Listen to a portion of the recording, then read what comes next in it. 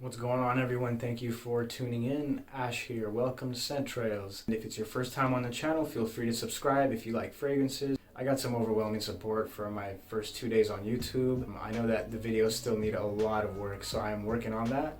And I appreciate your patience and for sticking around because there's a lot more to come. I really appreciate you guys. Thank you so much. And for that, I am presenting you guys with, as you can see from the title, it's going to be my top 10 niche fragrances for the summer 2020. Keep it right there.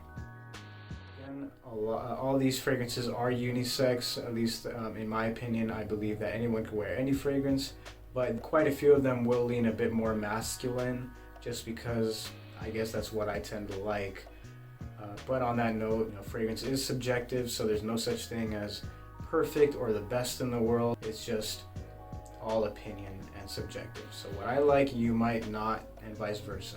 Everything that you're going to see on this list is much less popular and much less spoken about. Let's start off with our honorable mentions. I have 3 of them. Guys, I'm not going to get into the whole debate as far as if it's designer or niche. You might know what I'm talking about, but Tom Ford, Mandarino di Amalfi, and Sole di Positano. I really like both of these. They just didn't make the list because I believe that they are niche fragrance priced designer fragrances. Goldfield and Banks Pacific Rock Moss. A lot of these fragrances, if not all of them, are very much suited to my taste, so they're very niche, put it that way. They're not going to be, very mass appealing scents. Some have a bit of mass appeal, but these are niche fragrances, so definitely more for the collectors out there. Anyways, Goldfield and Banks, yes, this is just a wonderful green mossy scent. Some people say it's like a niche version of Acqua di Gio. I can kind of agree with that. It's really nice. I really like it. Let's start off with number 10. This is from a brand called Able, a brand that specializes in natural fragrances, 100% natural. We're talking white vetiver. It's a simple fragrance. It's not very complex. It actually only has a few ingredients in there besides the vetiver. For people who like vetiver, you definitely got to check this out. This is a very wearable vetiver. It is a bit earthy and rooty and a little, I want to say sour and bitter, just a little bit, but at the same time zingy, it's fresh, and it's very invigorating and uplifting. Perfect scent to wear for work. This one will work very well in hot weather. You probably want to be careful if it's boiling hot out, but I think you can still pull this off on those really hot days. Number 9 is one that I have heard very few people talk about, maybe 1 or 2 people a long time ago. This is the second fragrance I purchased from this brand, DS and Durga. Guys, if you like fig fragrances, this is a fragrance very prominent in fig. The lasting power is insane on this. It's very unisex. Some people will perceive it as a little bit more feminine, but I think it's just right down the middle. Great scent to wear and share. This will work great for many different occasions. I've gotten some really nice compliments wearing this. This is probably one of the most mass appealing fragrances on this list, but keep in mind it's very powerful, very strong. It's a little sweet, it's figgy. It's also a bit vibrant and smells like some kind of citrus to kind of lift up that fig a little bit. And it's also creamy. It almost smells like it has some coconut in there. Again, I don't have all the notes handy right now. When it's boiling hot out, careful on the trigger with this thing, especially if you're going to be in a densely packed area with a lot of people. If you get it on your clothes, it will definitely last at least a week or 2. Number 8, a fragrance that I've heard 0 people talking about. This comes from the house Oliver & Co. It's very slept on. I mean, this is a treasure. It's a strange fragrance, but it just works. It shines in the heat. It is a different type of fresh and green scent. A little bit fruity and also vegetal. So it does have like a vegetable kind of vibe to it. We're talking Carina. This is a 1 ounce bottle. They do have bigger ones.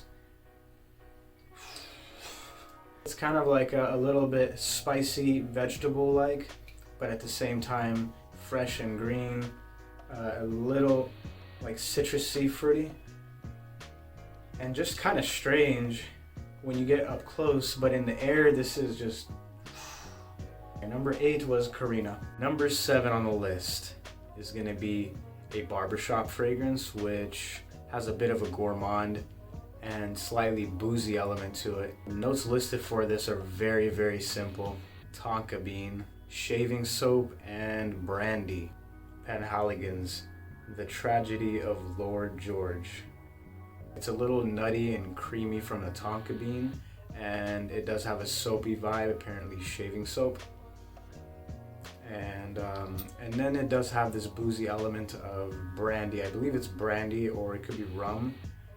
Don't quote me on that, but it's definitely a boozy note, and it's not very boozy, and it does have a bit of a classic vibe to it. But definitely gotta try this out. I don't know why nobody really talks about this. I feel like the people who have it kind of want to keep it a secret. Definitely worth trying. Slightly masculine and elegant fragrance with a bit of a naughty side. Number 6 on the list, one that I don't hear much talk about. It's one of my favorite brands for sure. This one I don't wear very often, but the couple of times that I have worn it, as you'll see, it's still very full. It's not necessarily that I got compliments off it, but I just personally really like it. Don't assume that everything on this list is just like the most complimented or the best as far as what will please everyone around you. So number 6 is Grev by Slumberhouse. Very concentrated juice. All of the fragrances from this brand are very concentrated. This is a 1 ounce bottle. I want to say it's a fougere fragrance, but it's also mineralic, so it does have a kind of mineral, almost slightly metallic quality. It's fresh and it's a little green, but it's something that you're not going to smell very often. And it's kind of doing its own thing, this one. I need to do a review on this fragrance because it is a little bit complex and different than the average fougere. It's like a modern fougere if you ask me. So number 5, guys, a fragrance that I personally really like. When I first tried this, I knew I had to have it. It did take me a long time to purchase it, but I'm so glad I got it and at a really good deal. And I just did a review on it recently. It's this here, Mousse 2. Apparently mousse means moss, I believe, in French, but this is a Spanish brand. So the notes are actually listed right there on the back. I don't know if you can make that out. Clean and fresh, but green, sour, and a little sweet and mossy fragrance with some spice and a little bit of florals, and it's pretty masculine. I'm just dumbfounded that no one talks about this, and the reviews on Fragrantica are not saying anything great about this.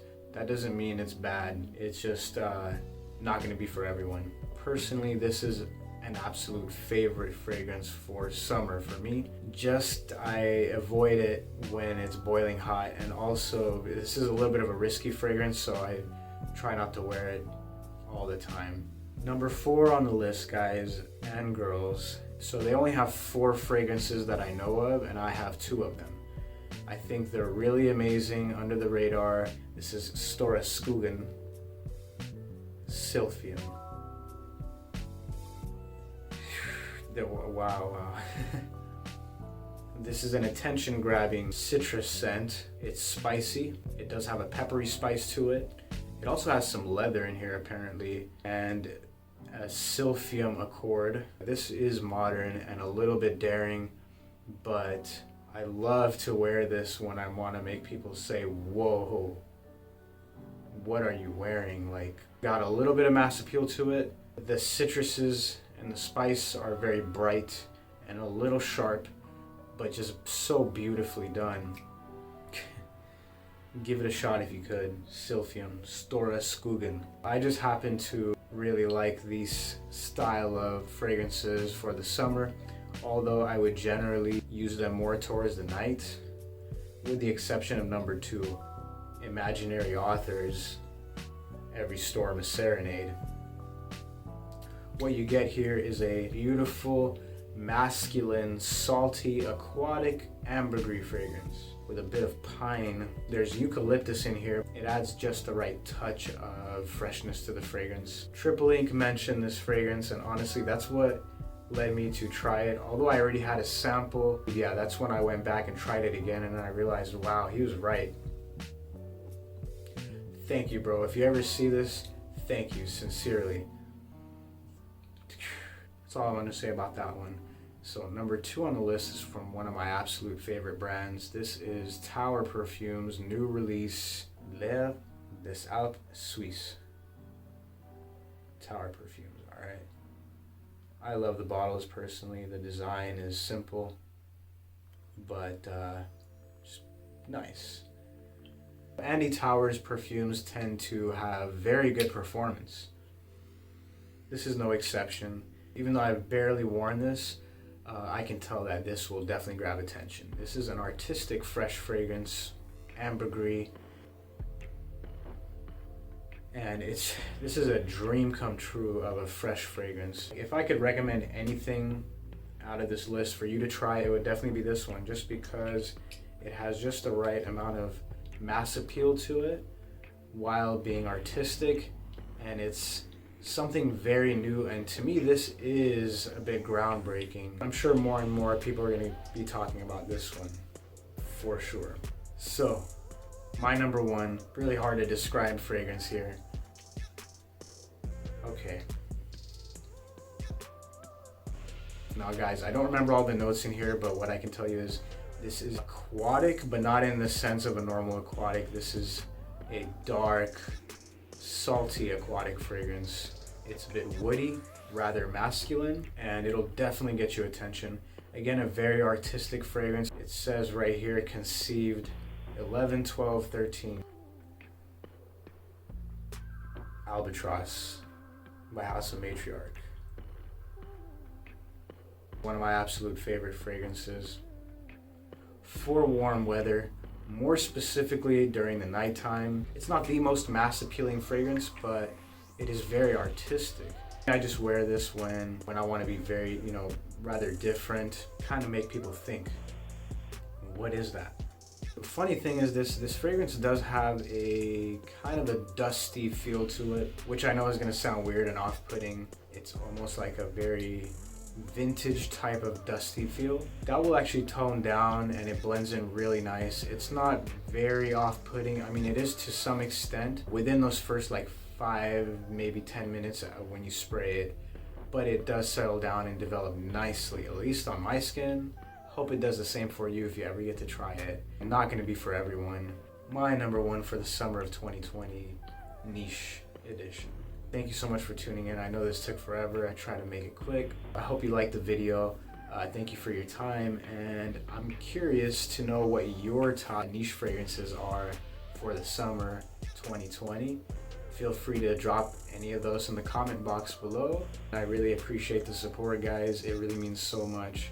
I hope everyone's doing well out there and staying safe, keeping away from all this madness and headache. You don't need all this extra stress in your life. Why spend so much of your time putting all this energy into all the negative drama going on in the world right now? I understand people want to help and they want to have a strong opinion about everything, but do what you can.